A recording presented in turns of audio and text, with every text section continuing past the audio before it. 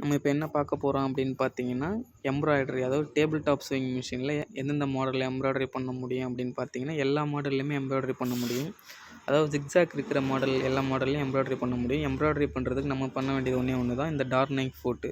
இதோட நேம் பார்த்தீங்கன்னா darning food. இந்த ஃபூட்டை வந்து நம்ம வாங்கி யூஸ் பண்ணோம்னா நம்மளால் எம்ப்ராய்டரி பண்ண முடியும்.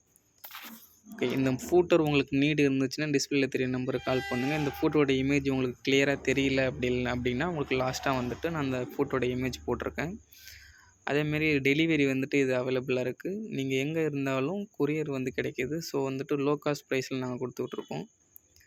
இதுக்கு வந்துட்டு நம்ம நார்மல் ஃப்ரேம் இருக்குது இல்லையா, ரவுண்ட் ஃப்ரேம் வந்துட்டு ஒரு 8 இன்ச்சு அந்த மாதிரி நம்ம வச்சு யூஸ் பண்ணிவிட்டு கிளாத் லாக் பண்ணும்போது அடியில் வந்து கேன்வாஸ் பேப்பர் வச்சு லாக் பண்ணிக்கணும். இதுக்கான நீடில் வந்து பார்த்தீங்கன்னா 11 போட்டிங்கன்னா உங்களுக்கு அந்த ஸ்டிச் பண்ணுற அந்த ஹோல்ஸ் தெரியாது.